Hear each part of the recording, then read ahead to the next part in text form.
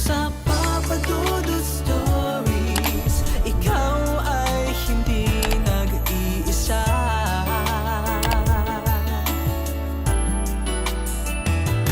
Dito sa Papa Dudut Stories, may nagmamahal sa'yo. Papa Dudut Stories, Papa Dudut Stories. Dear Papa Dudut, sa lahat po ng mga nakatutok ngayon, huwag pong kalimutan mag-like, mag-share at mag-subscribe. Maraming salamat po sa inyong lahat.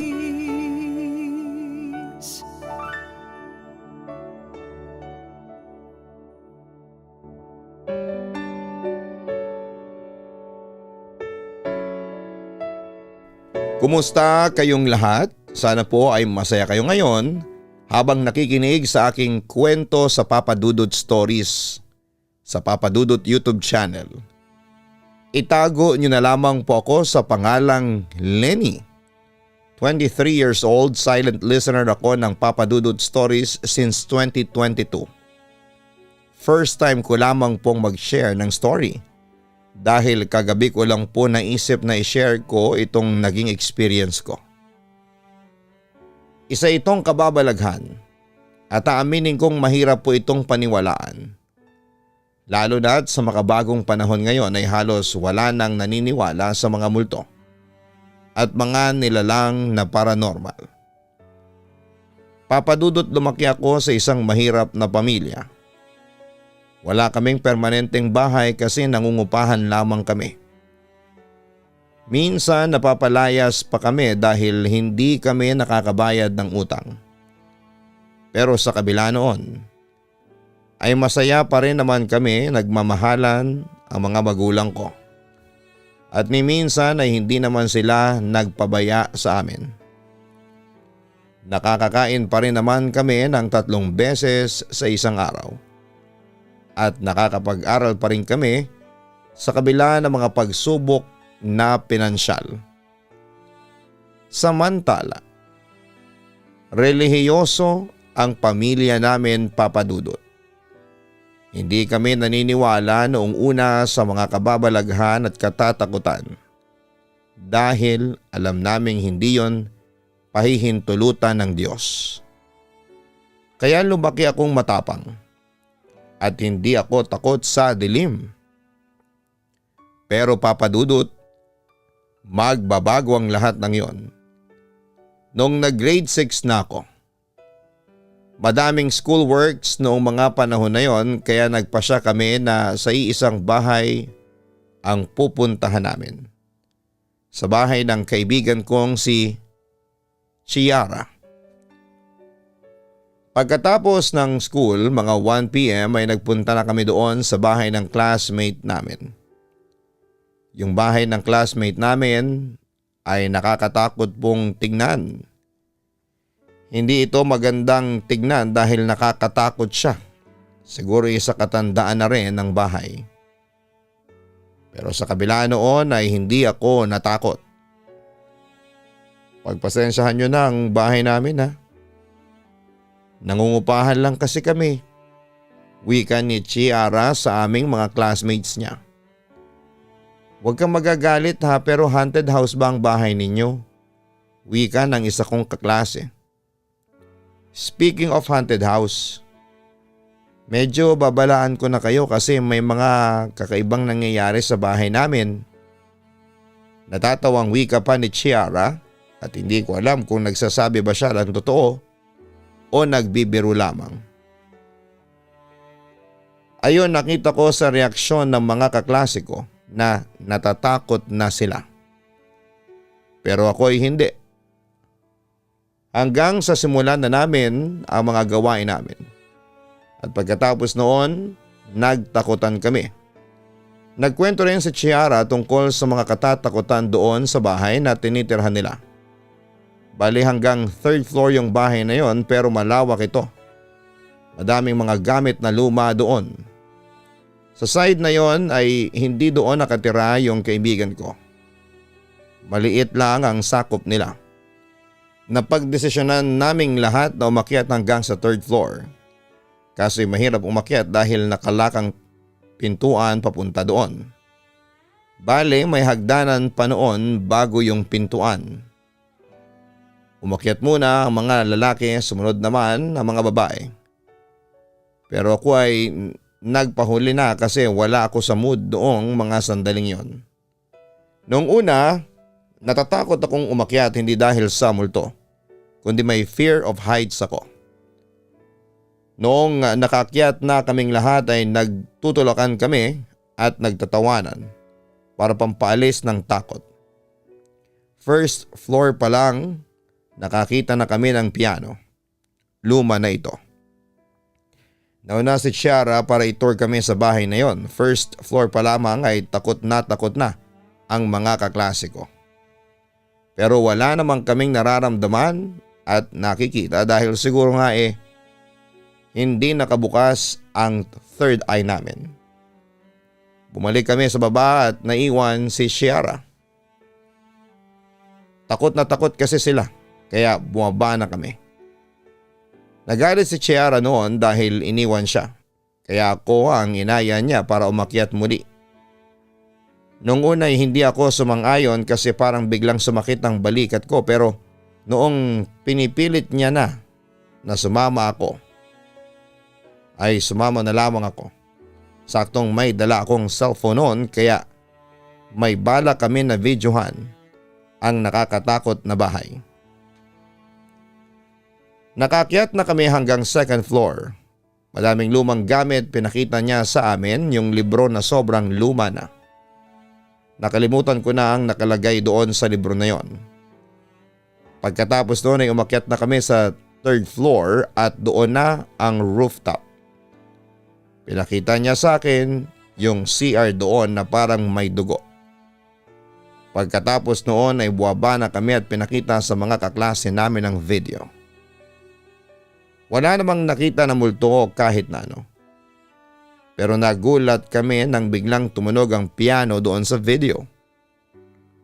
Nagtaka ang lahat kasi tumutunog yung piano kahit wala namang nagpapatugtog o gumagamit noong time na yon. At kahit isa sa amin ay hindi marunong magpiano. At saka hindi namin narinig na tumunog ang piano habang naroroon. Yun lang ang napansin namin sa video kaya takot na ang mga kaklase ko noon. Nagpasya na kaming umuwi na. Nasa loob na si Chiara. Pauwi na talaga kami pero napatigil kami nang marinig ulit namin ang tunog ng piano. Katunog ito ng nasa video. Wala talagang tao sa taas noon kasi nasa loob na ng bahay si Chiara. At nasa labas na kaming lahat. Noong narinig namin yon ay kumaripas kami sa pagtakbo at nagsigawan pa. Lahat kami ay naglakihan ang mata. At sinabi ko sa sarili ko noon na hindi na ako babalik doon. Maraming beses na rin kasi akong nakapunta doon at sobrang lakas nung tunog ng piano kesa sa narinig namin sa video. Nalaman na rin ni Chiara yung nangyari pero wala naman daw siyang narinig na tunog ng piano.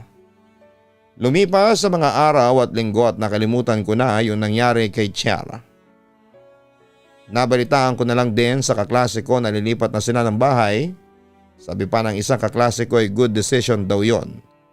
Kasi mahirap daw tumira sa isang bahay na puno ng mga multo. Nakakasira daw sa mental health. Samantala sa bahay namin, narinig ko naman ang mga magulang ko na nag-uusap sila tungkol sa renta ng bahay. Tumaas kasi ang upa at narinig ko na parang hindi na nila kakayanin ang renta. Kaya kinausap nila kaming magkakapatid at sinabing lilipat na kami ng bahay. So yun na nga, agad kaming nagbabalot na ng mga gamit namin and after 2 weeks ay natuloy na ang paglipat namin. Hindi ko pa alam kung saan kami lilipat kaya na-excite ako. Pero yung excitement ay napalitan ng kaba nang malaman ko. At makita kong lilipat pala kami sa haunted house na tinitirhan dati nila Chiara at pamilya niya. Oo, Papa Dudut. Sabi ko kanina, Hindi ako naniniwala sa mga multo pero for the first time ay talagang kinabahan ako. Habang nag-aayos na kami ng aming mga gamit ay ikinuwento ko sa kanila na dating nakatira doon ng kaklase ko. At sinabi kong may multo sa bahay. Pero as expected ay hindi naniniwala ang mga magulang ko. Kahit pa ang creepy ng vibes ng paligid. Katwiran nila ay mura lang daw ang upa namin. Katumbas ay kalahati ng upa sa dati naming tinitirhang bahay. At nainganyo ang mga magulang ko kasi malaki nga ang bahay hanggang 3rd floor. At dahil sa malaki ang bahay ay nagpaplano sina mama at papa na kupkupin na rin si Lola Helen. Ang lola ko sa mother's side. Diabetic si Lola Helen at every time ay tumataas yung sugar or bumababa. Natatakot talaga kami para sa kanya dahil minsan para na siyang may stroke. So yun na nga, tumira na nga sa amin si Lola Helen at masaya naman kami kasi close namin ang aming lola at siyang tumatayong pangalawang ina namin. Maalaga siya, mabait at mahaba ang pasensya at kahit na diabetic si Lola ay kumikilos siya sa bahay, naglilinis, naglalaba at nagluluto ng pagkain namin. Samantala makalipas ang isang buwan dahil na rin sa pakiusap ni mama sa aking ama. Pumayag din sila na tumira kasama namin sina Tita Gina at ang anak niyang lalaki na si Renz. Kakahiwalay lang kasi nito sa asawa at wala silang ibang matutuluyan. Pumayag si Papa kasi malaki naman ang bahay at doon sa 3rd floor tumira sina Tita Gina at ang pinsan ko. Sa kabilang banda, habang naroroon kami sa aming bagong bahay na tinitirhan, ay unti-unti na kaming nakakaramdam ng mga kababalaghan. Although wala ni isa sa amin ang naniniwala sa multo. Nagsimulang makaranas kami ng mga yabag sa hagdanan. Yung akyat baba na parang nagmamadali pero pag chinek mo ay wala kang makikitang tao. Kapag gabi naman ay naririnig mong nagbubukas ng kusa ang mga gripo sa kusina at mga banyo. Minsan ay nagugulat na lamang kami at bumabagsak ang mga kaldero sa sahig. At minsan din ay na-experience kong makita na gumagalaw ng kusa ang mga gamit sa kusina tulad ng mug, kubyertos, plato at iba pa. Sa puntong yon, Papa Dudut, ay medyo kinakabahan ako. Isang araw ay nagpahatid yung pinsan kong lalaki sa 3rd floor. Sabi niya sa akin ay ayaw niyang umakyat doon ng mag-isa. Si Tita Gina kasi nasa trabaho at ang pinsan ko naman ay walang pasok sa school noong araw na yon. Pag-akyat namin sa 3rd floor ay saka nagkwento si Renz sa akin na may mga nararamdaman nga siyang nakakatakot sa bahay. Nagkwento siya na kapag gabi ay meron daw silang naririnig na tumatawa na isang babae. Nung una'y binabaliwala ko lang ang mga yon hanggang sa dumating ang gabi na kinakatakutan niya. Habang natutulog ay bigla siyang nakarinig na parang may bumubulong sa kanya. Pagdilat niya sa mata ay bumungad sa kanya ang mukha ng isang maputlang babae na nakaputi at nakapaibabaw ito sa kanya. Siyempre natakot siya at gusto niyang sumigaw.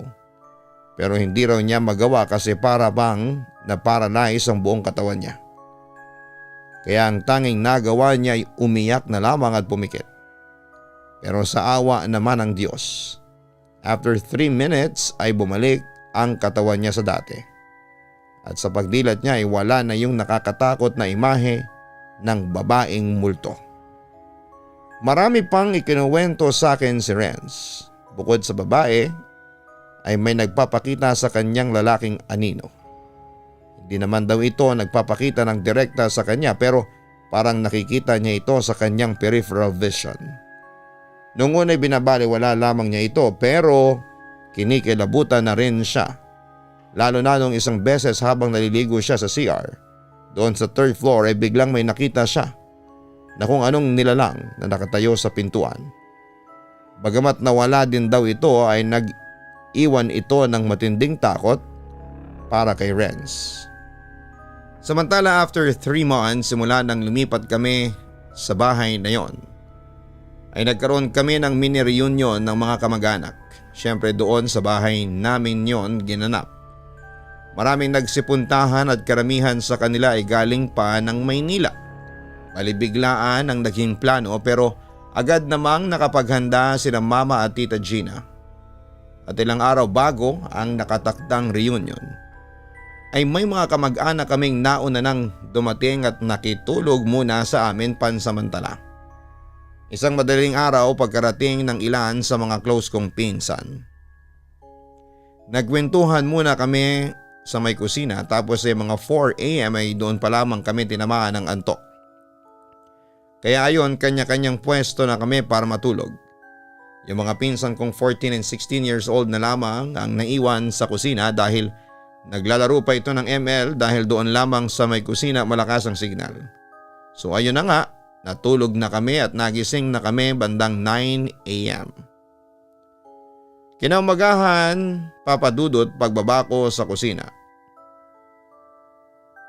Sumalubong agad sa akin ang pinsan kong 14 anyos. Tinanong niya ako, "Ate Lenny, sino tutulog sa kwartong yan?" Tanong niya sa akin at ang tinuturo niya ay yung nag-iisang kwarto sa kusina. "Wala, tambakan lang namin yan ng mga gamit," sabi ko. "Wala na bang natutulog dyan?" Parang may gustong i-insist sa akin ang pinsan ko. "Maniwala ka sa akin, walang natutulog dyan. Bodega yan," sagot ko. Pagkatapos noon ay binuksan ko yung kwarto at ipinakita ko sa kanya ang laman. Nagulat naman ang pinsan ko. "Ate, kasi kanina nakita namin ni Jason na may pumasok dyan na matanda tapos nagmagandang umaga pa kami at humingi ng pasensya kasi maingay kami sa paglalaro. Akala namin na istorbo namin siya sa pagtulog," wika ng pinsan ko. Narinig naman ni Tita Gina ang usapan namin. Alas 5 niyo siya nakita. Madalas siyang magpakita ng ganong oras kasi nakikita ko rin siya, aniya. Kinabahan naman ang mga pinsan ko at naikwento nila yon sa kanilang mga magulang. Sa kabilang banda ay naisagawa naman ng maayos ang mini reunion ng magkakamag-anak. Masaya naman pero may mga naririnig akong kwentuhan tungkol sa mga na-experience nilang kababalaghan at katatakutan sa bahay namin. Hindi na lamang namin pinansin yon, bagamat nakakaramdam na kami ng takot sa dibdib namin. Samantala nasabi ko kanina na diabetic si Lola Helen. Isang beses inatake siya ng pagbaba ng sugar niya. Kagagaling ko lang noon sa school nung naabutan ko si Lola na nakahiga sa higaan niya habang binabantayan siya ng mama ko. Nakita ko na may timba doon na may suka, kaya agad kong tinanong kay mama kung ano ang nangyari. Sabi niya ay buwaba naman daw ata yung sugar ni Lola. Tinanong namin si Lola Helen kung gusto niyang magpa-ospital pero ayaw niya. Papadudot, matagal nang ilang araw na nakahiga lang siya. As in, kailangan mo talaga siyang alagaan kasi hirap siyang tumayo at gumalaw ng mag-isa. Pero kahit na ganoon ay hindi naging ugali ni Lola na magpabantay. Sa kabilang banda naman, every weekend ay umuwi yung pinakapaboritong apo ng lola ko, si Kuya Mark. Anak siya ni Tita Gina pero nagwo-work ito sa Maynila. Kaya nagbo-boarding house ito doon at once a week lamang ito kung dumalaw sa amin. So yan na nga, dumalaw si Kuya Mark at nung gabi na yon, siya muna ang nagbantay sa lola ko. Kinabukasan nagsabi si Kuya na bakit ganon si Lola Helen. Ang bigat-bigat daw, parang habang inaalalayan ay lalong bumibigat. Kaya lalong nag-alala sila mama. Pero nagpatuloy lang si Kuya Mark sa pag-aalaga kay Lola. Kinagabihan ay umalis na si Kuya Mark para bumalik ng Maynila. Mga bandang alas 3 ng madaling araw ay nagising ang mama ko dahil narinig niya na parang umuungol yung lola ko. Kaya lumabas siya ng kwarto at pinuntahan niya si Lola. Pagkakita ni mama kay Lola Helen, nagulat siya na nang dudumilat daw ang mata nito at tinatawag daw nito yung mga kamag-anak namin na namatay na. Kaya ang ginawa ni mama ay tinawag niya si Lola at nagulat daw siya nang magulat din daw ito sa kanya na parang nakakita ng multo. Pero napahinto si mama pagpasok sa kwarto ni Lola kasi parang may malamig daw na hangin na sumalubong sa kanya. Pero hindi na niya ito pinansin dahil chinek niya muna si Lola Helen. Sinisigurado muna ni mama na okay si Lola Helen at iniwan niyang bukas ang ilaw dahil sabi ni Lola Helen ay huwag na daw siyang samahan doon. Kinabukasan ay ganoon pa din si Lola Helen, nangihina na hindi maintindihan. Kaya mga bandang 5 p.m. ay pinaayusan sa amin ni Tita Gina si Lola Helen, dadalhin daw sa manggagamot o albularyo. After ko siyang bihisan ay nagpasama siya sa akin na magsiyang. Nang pupunta kami ay kaya niya namang lumakad pero may gabay ko pa din, pero after niyang magsira ay hindi na siya makatayo sa bowl. Kaya tinawag ko na yung dalawang pinsan ko dahil bigat na bigat ako sa lola ko. Agad namang pumasok si Jason pero kahit dalawa na kami ay ganun pa din. Napakabigat niya talaga. Tinawag na din namin ng mama ko para magpatulong. After namin siyang mailabas sa CR ay umalis na sila mga alas 8 siguro yon nang umuwi sila sakay ng sasakyan ng tita ko. Pag-uwi ay tinanong ng tita ko kung ano ang ginagawa kay Lola Helen. Ang sabi ng mama ko, may karga o sapi daw si Lola Helen. Nung una daw ay hinihilot lang daw si Lola Helen pero bigla daw nag-iba ang pakiramdam ng albularyo. Kaya kumuha ito ng isang bato at pinalagay ito sa noon ng lola ko. Dito na nagsimula na magsisigaw ang lola ko. Tinanong siya kung sino daw siya. Ang tanging naging sagot lang daw nito ay demonyo, papatayin ko silang lahat. Kaya matapos nilang gamutin si Lola Helen ay nakauwi na ito at nakakalakad na pero kinabukasan ay napilitan na sila mama na ipa-ospital si Lola Helen dahil nagpatuloy ang abnormalidad sa katawan nito. Makalipas ang ilang araw ay na-discharge na siya. Pero dahil sa takot na baka kung ano ang mangyari sa kanya sa katigasan ng ulo niya, ay mas minabuti nila mama na iuwi muna si Lola Helen sa bahay. Papadudot halos 2 linggo rin siyang gano'n na halos doon na siya sa higaan niya nakakaihi. Mahinang mahina na para bang ilang araw na lamang ang itatagal niya. Bumisita na rin sa kanya ang mga kapatid at ilang kakilala dahil sa mga senyales na ipinapakita niya na parang mawawala na siya. Sobrang awang-awa kami noon sa lola ko. Pero isang madaling araw ay bigla na lamang nagising ang mama ko dahil naririnig niya ang tawag ng lola ko. Paglabas niya sa kwarto ay nakita niya yung lola ko na balisa sa higaan. Kaya nilapitan niya ito at pinunasan. Pero habang pinupunasan niya ito at walang tigil ito sa pagsabi ng anak, "Huwag mo kong iiwan dito." Sa pag-aalala ay kinuha ni mama ang cellphone niya at sinubukang tawagan ang mga kapatid niya at maging ang kapatid ng lola ko.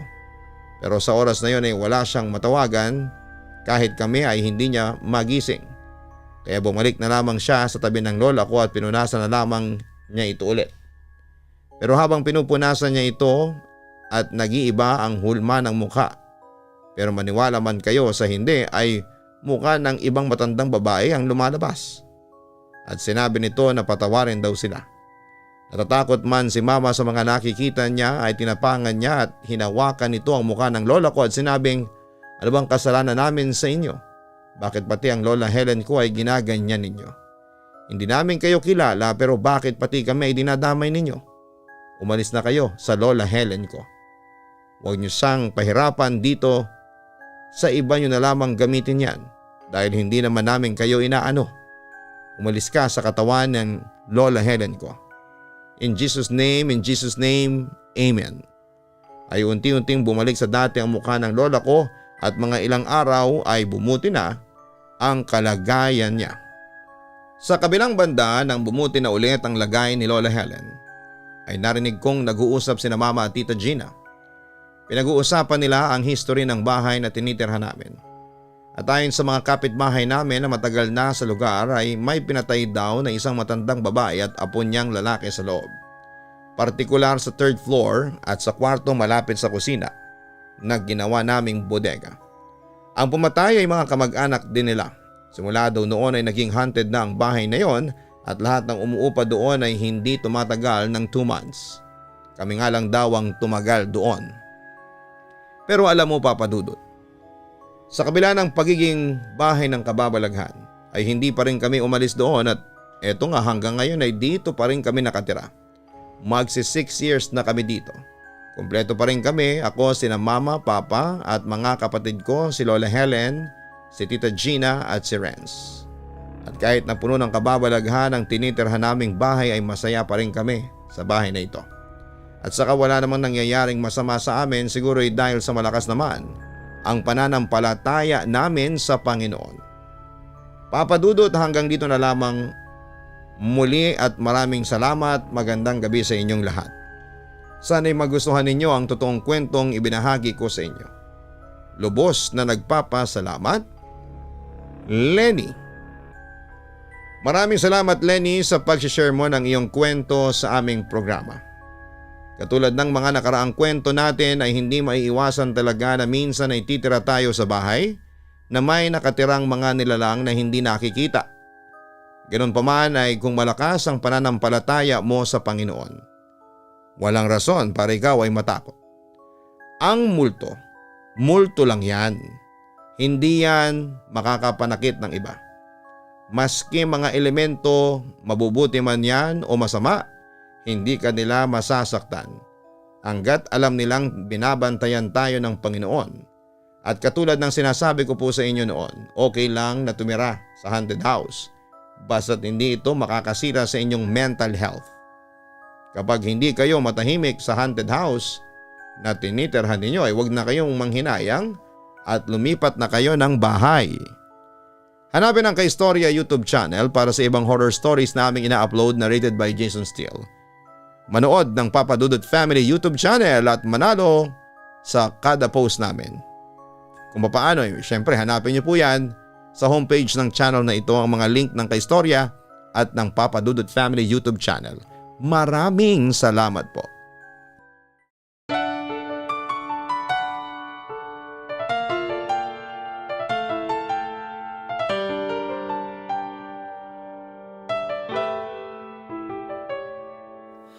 Ang buhay ay mahiwaga,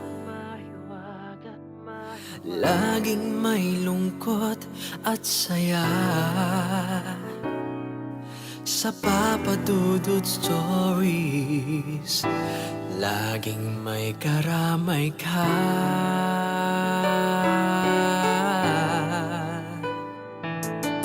Mga problemang kay bigat,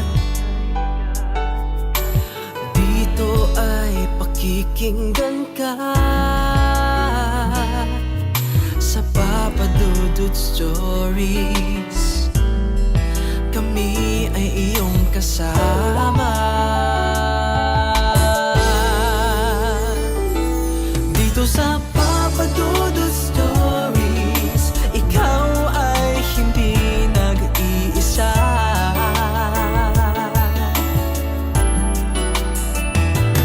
Dito sa Papa Dudut Stories, may nagmamahal sa'yo. Papa Dudut Stories, Papa Dudut Stories, Papa Dudut Stories. Dito sa